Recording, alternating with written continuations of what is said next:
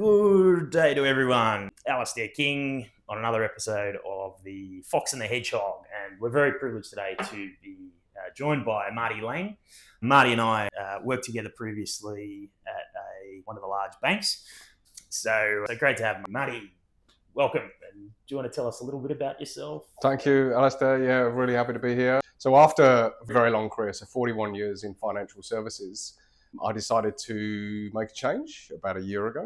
A lot of the work that I had done through all of my career is leadership development, is coaching, is mentoring. And I did that, and I got a formal qualification some years ago, always with the intention of setting out on my own and doing coaching, mentoring and training.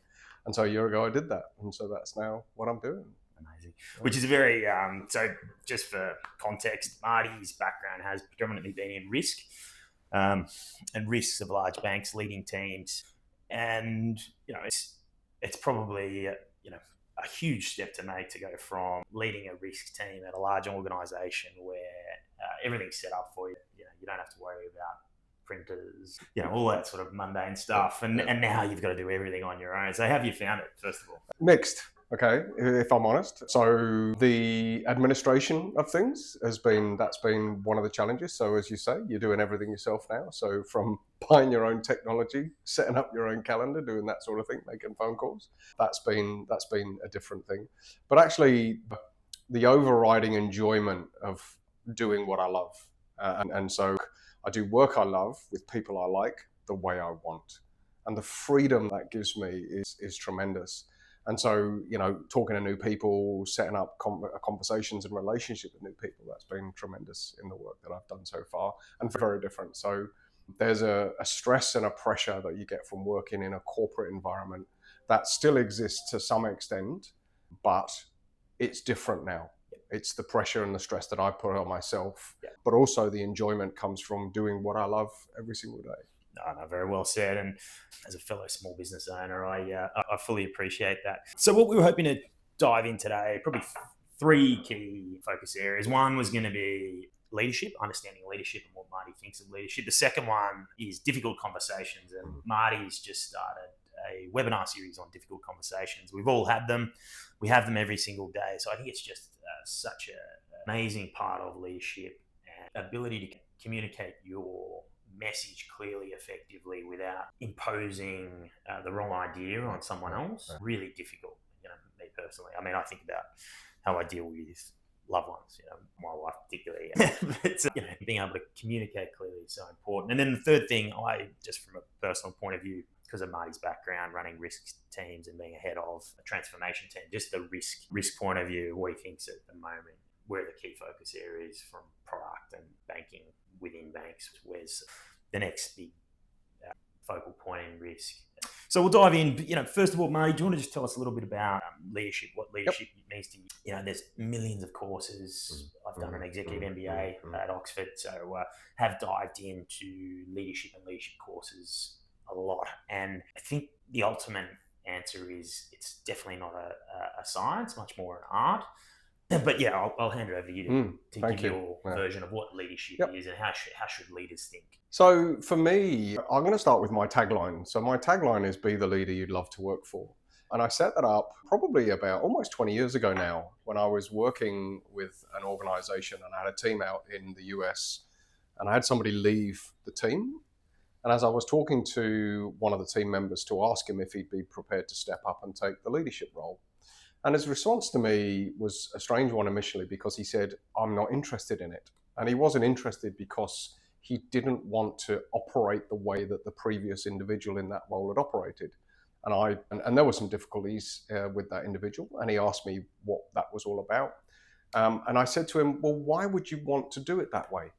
Why don't you do it your way? Why don't you lead the way you want to lead and manage the team the way that you want to lead?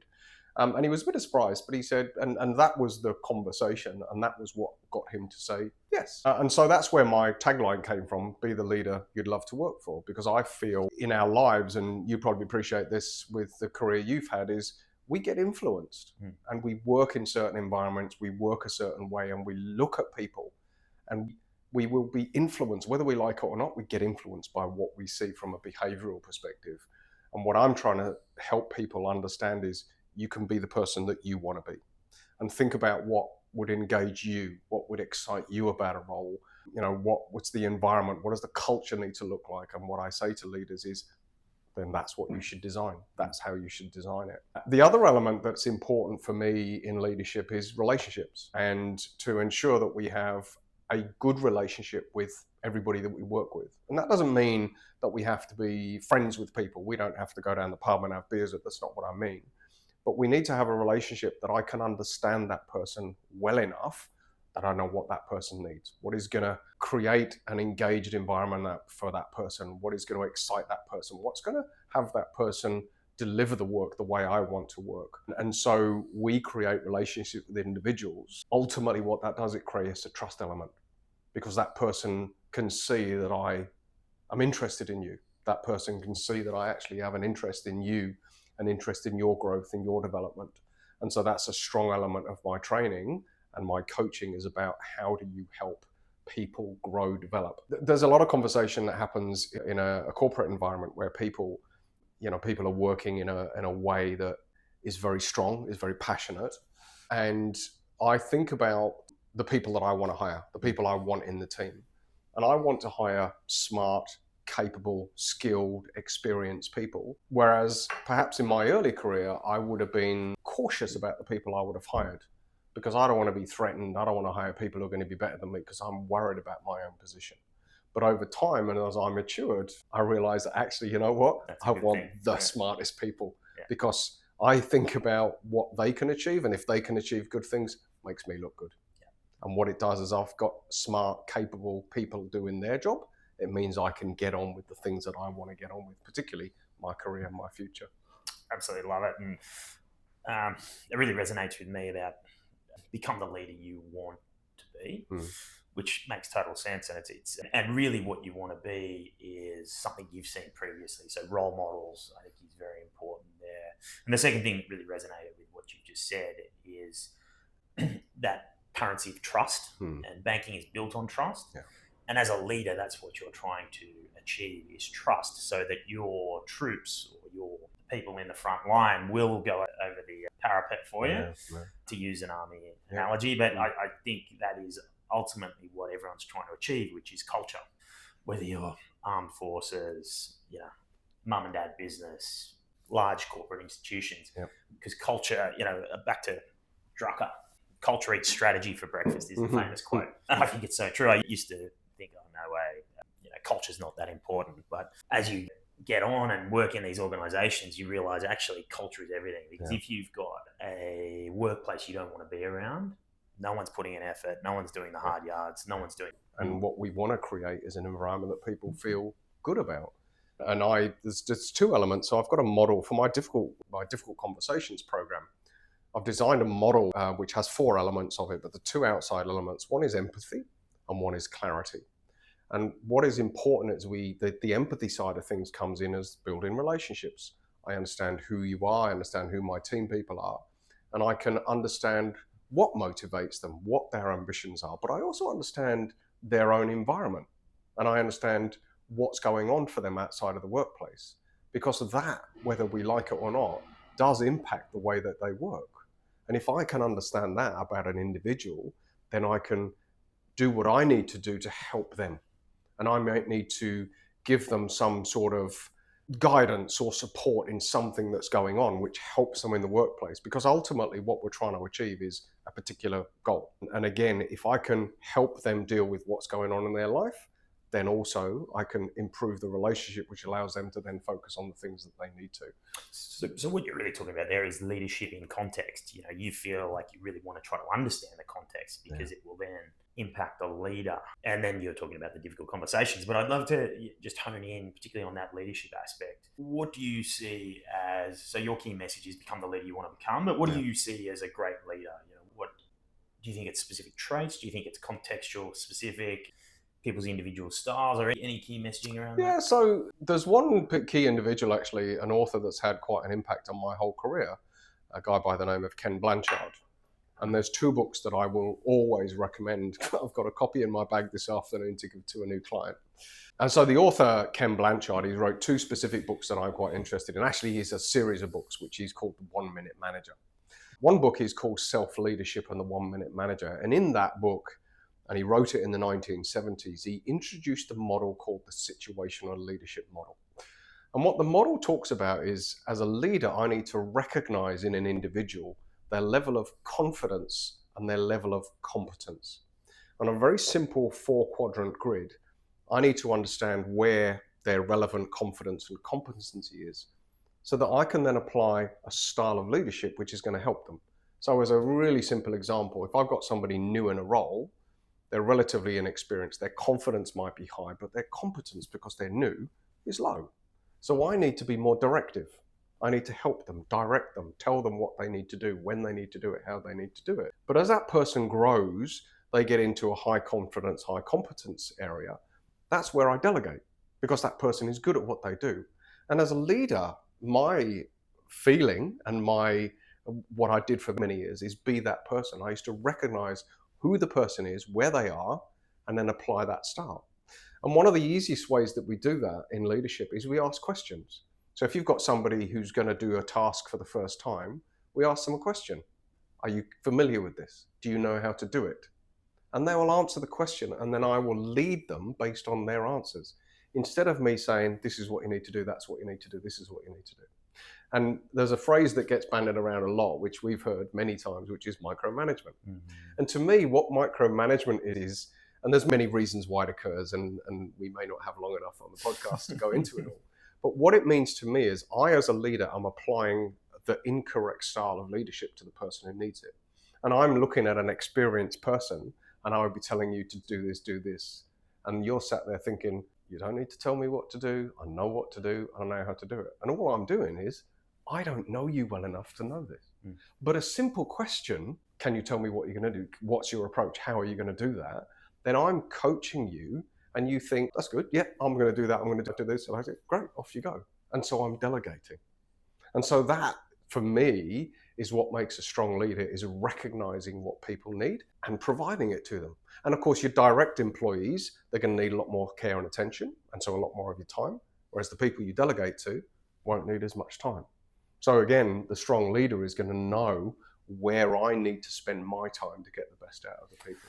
And then I suppose that, what I always struggled when I was leading an at large banking institution is really understanding priorities. And you're talking about delegating, and I had some really experienced people working for me at the time, and you were able to say, go and do that. But I found what I always struggled with was that planning process. Yeah. So how do you like to think about that planning process? Do you like a sort of a quarterly structure? Do you like a just-in-time model? Or what's your thoughts on how you like it? So I've got a leadership program that I deliver, and it's made up of 6 modules. And for me, the second module, which is called structure, is where that starts, and the answer comes from there.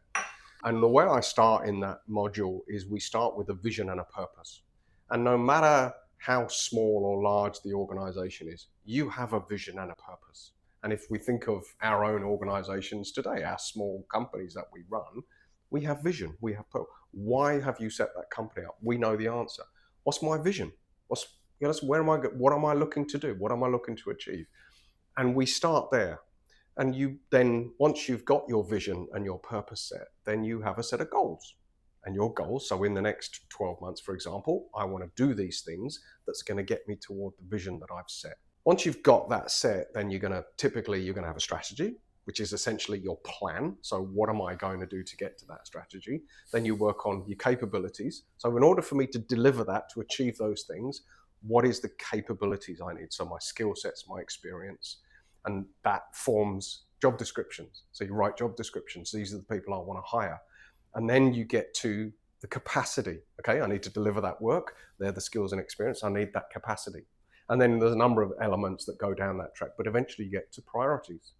And so in a corporate environment, we've talked about vision, goals, strategy, and ultimately you now know the direction and the order in which you need to do things because your strategy is specifying that.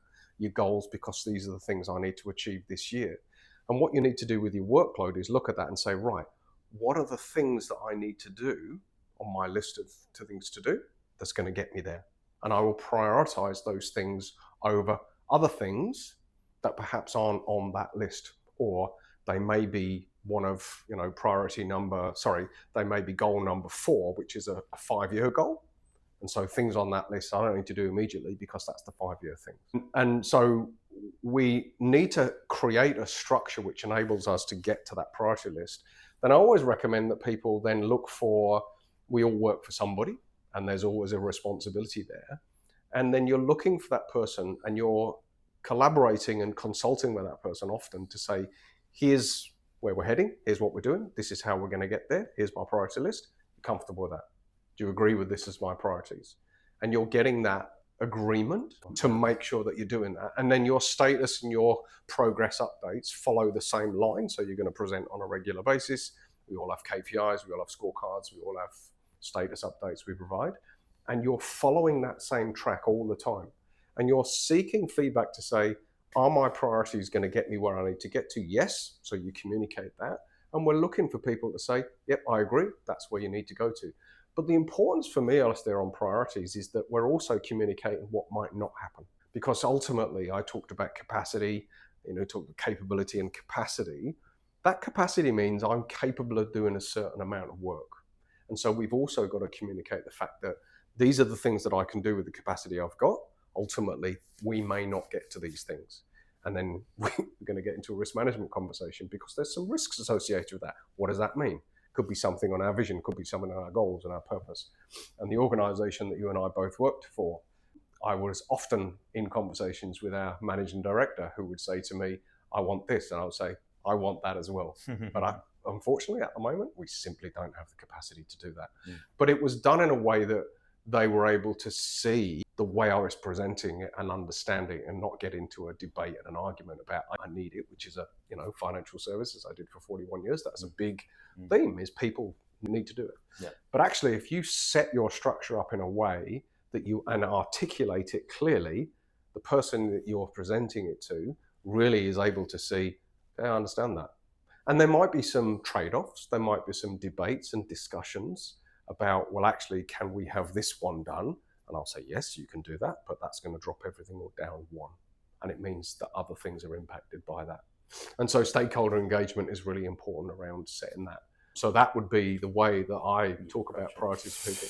I love it. Yeah, no, it's always something I struggle with, and I try to build it in the sales process as well around, how do you get to overarching, where you should be, should you always be thinking about this on a daily, half-day basis sometimes. But anyway, we can debate that forever, I suppose, and everyone's different. And I think every organisation's different. But if we're shifting now into difficult conversations, you mentioned you sometimes would have a very difficult conversation with your managing director. Yeah. You've been senior leadership long time in large financial institutions. How do you start to think about difficult conversations, and how do you like to address it? Do you always come back, first of all, context again, and then try and apply frameworks, or how would you usually look to? Yeah. It's a wonderful question. I kind of start with why we don't have difficult conversations. And there's a lot of thought process that people have. People will voice concerns around, I don't want to trigger a conflict with an individual. I don't know what to say. I don't know where to start. I don't want to destroy the relationship. I'm worried that I upset them. They might resign. There might be an HR incident. There's all sorts of things that we create to avoid having those difficult conversations. And that's the fear that we create for ourselves, and we already have decided what the outcome's going to be. So it's easier if I avoid it. And what my program does is it helps people understand, and I've got a framework that we work through to make sure that people understand. But for me, it starts with expectation, all right? And when we need to have a difficult conversation, we can argue that there may be a performance-related or a behavior-related incident, which means that something has happened the way we didn't want it to happen, or something hasn't happened at all. And so what we've got to do is start with expectation, and comes back to the leadership, the structure that I refer to. And if we've got a vision, a purpose, a set of goals, and a strategy to deliver upon, then it's incumbent on us as leaders to make sure that we're explaining to people what we want, when we want it, how we want it, to what level of quality that we need that. And what that then does is it sets expectation. It's the clarity, and clarity is another element on my model. And if we have been really clear with people, then it's an easier conversation when something doesn't happen that's aligned to that. What happens and what we find is people need to have a difficult conversation, and we need to ask ourselves the question. And I ran a webinar a couple of weeks ago, and I asked a hypothetical question, a rhetorical question on the webinar, which is, I want you all to be honest with yourself. And if you think about the world you work in, you think about the work that you do, have you truly set clear expectation with your team? And if the answer to that is no, then the reason why your difficult conversation is difficult is because they're making up what they should do. If I'm being clear, then the people that I hire are probably going to decide, well, I haven't been told what to do, so this is what I'm going to do. But if we've laid out that groundwork and set expectation, then actually it becomes an easier conversation. We're still going to have them because people will still behave and perform because they're human beings at the end of the day. But it means you can always bring it back to, do you remember we had that conversation? Do you remember we talked about what was expected, when it was expected, how it was expected? Well, when this happened, it wasn't in a line to that. Do you see what I'm talking about? Do you see how I'm presenting that?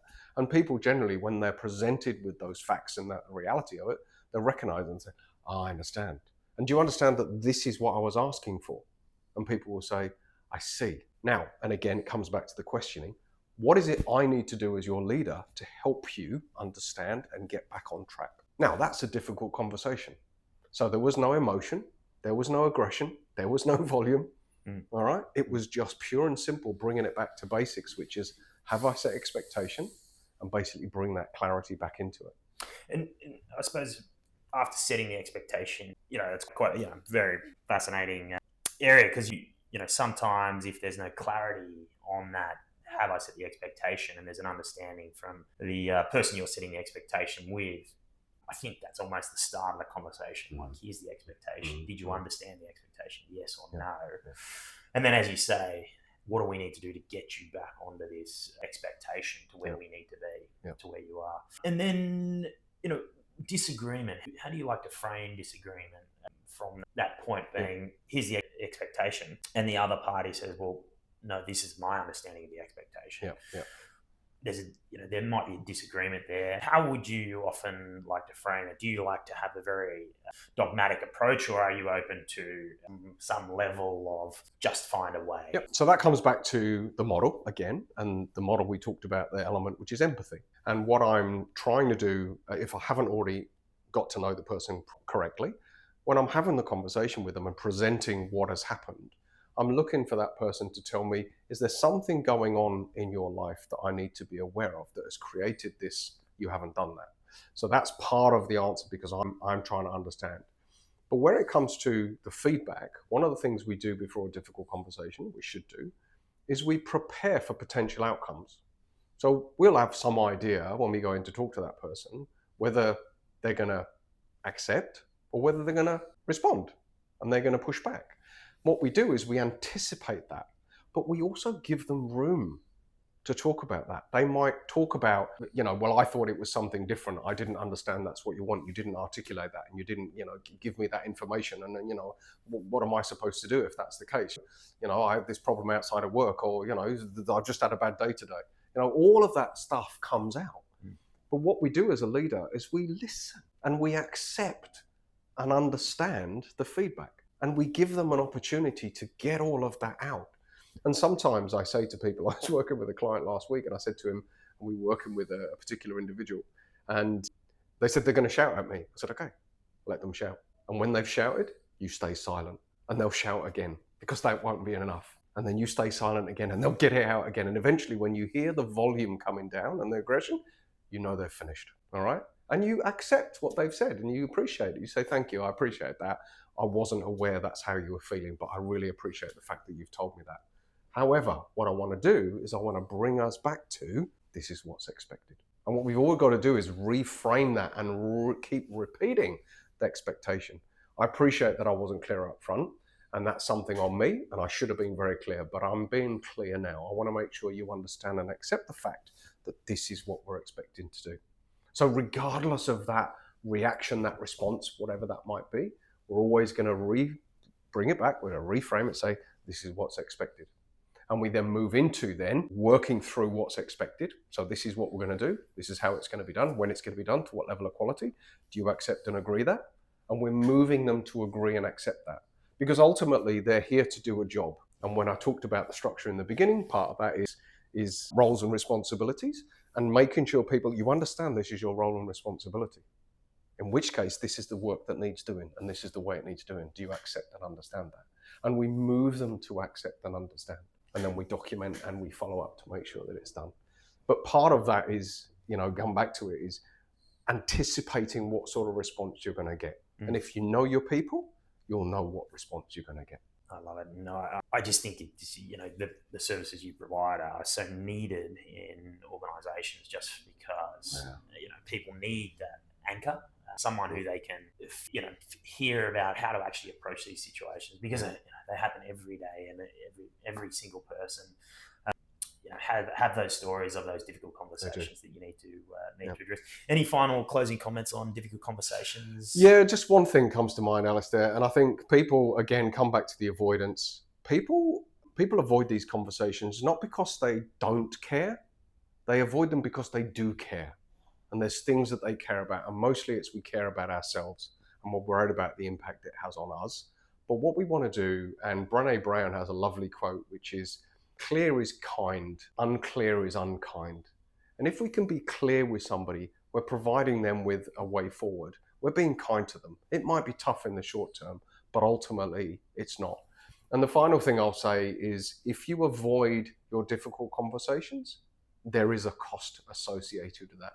And avoiding that means that we're making decisions to accept the cost of that. And it could be performance-wise, it could be culture, as we talked about. And there's a number of things that it's going to, it's engagement, it's retention. There's a whole heap of things that I talk about in my workshop that talks about the cost of avoiding these conversations and then working through how we achieve them. I love it. Yeah, no, the hidden cost of not addressing a difficult conversation, and I don't know how you can put a price to it, really, but I think it, as you say, feeds back into that cultural element.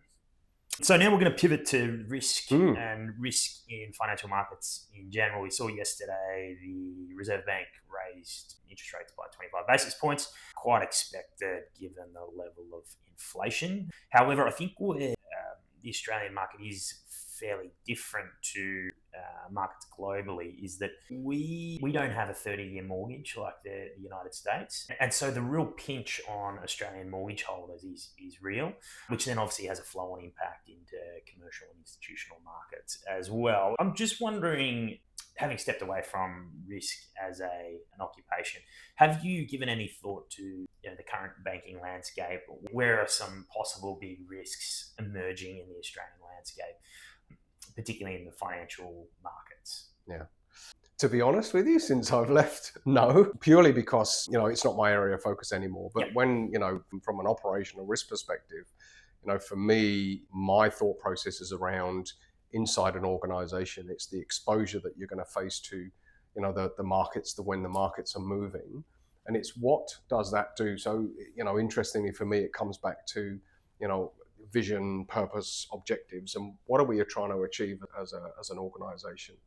And I think about strategically, what does that do internally to the organization? So how does that impact our ability to, for people to service their loans? How does it impact our ability to be able to check on the credit of people? What does it do to our own internal book in order to be able to still do what we need to do as a business and achieve the things? And I think what's important is that we constantly reevaluate what an interest rate change would do to that book. Often organizations, and my experience is we're focused on operational things at a level that doesn't always look at that. But many conversations that I can recall back again to the organization that we both worked at is to bring it always back to a strategic level. And what we're doing here on the ground today, how does that impact our ability to deliver upon our strategic objectives? And an interest rate will be one of those things. So you feed that in, that's a change. What does it do for us? From a lending perspective, what does it do to that from a customer perspective in terms of being able to service loans as a very good example? And then factor that back into say, How does that impact us? The converse side to that is as well is the work that we're doing internally. And, we think about developing products, developing services as an organization. And again, thinking of the same things is if we develop that product, if we develop that particular service in terms of achieving what we want to achieve, is that in alignment with the things that we need to do? And often that strategic conversation didn't happen often enough. And many times I was trying to bring that strategic element back into it, which is important. So yes, we need to deal with the interest rate change or whatever it might be. Yes, we need to deal with that product and service development, but ultimately it needs to give us an output that we need to say, is this in alignment? And where you're trying to get to is, do we need to change something from a business perspective? Come back to that North Star, those big rocks you were talking about as an organization. I love it. And, just final points on risk. And, we talked a bit about operational risk. How do you like to think about, for small business owners, but maybe more about medium-sized business owners, how should they think about risk? Do you like to have a very a checklist approach, which is you will try to outline all the potential scenarios, almost a scenario analysis, and run through from a worst case scenario?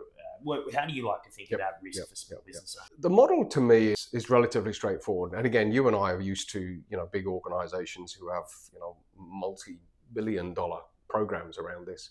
But for a small business, we can't think and talk in those terms. So what I want to do is break it down into, we think about the business model. We think about what is it you're trying to achieve as a strategic outcome, again, as a vision, as a strategy, whatever you want to call that. And you want to think about that and say, right, what is going to get in the way of me being able to deliver upon those strategic objectives? And let's just say, for example, you had 3 to 5 objectives that you want to achieve over the next 1 to 3 years. You say, what is going to impact my ability to do that? And that'll be market conditions. It will be my ability to sell. It will be the ability for me to get customers. You'll list a whole heap of activities that you will try and do over the course of your business. You look at those and you think, right, what's going to get in the way of that? And you name those things, and that becomes your risk. So all of a sudden, you're able to build a set of risks that will impact you in terms of being able to do that. And you say, how is that risk going to materialize? So what will happen? And this is a very simple assessment you can do. You say, right, if that risk is going to materialize, then what do I need to do to manage that? Is it going to impact me in a big way, in a small way? So that, again, is a risk impact. And how likely is that to happen all the way from, it's probably not going to happen all the way to, well, that absolutely will happen. So that's a very simple assessment you can do. So that's one thing that a small business can do.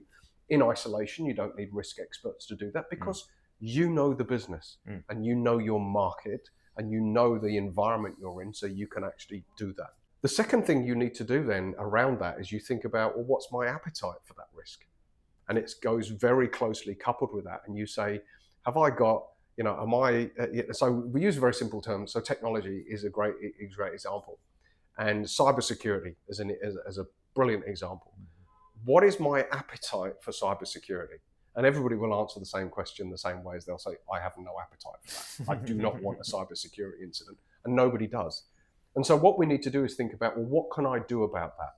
And the simple things is, I'm going to have antivirus software. I'm going to have a firewall to make sure that I can manage.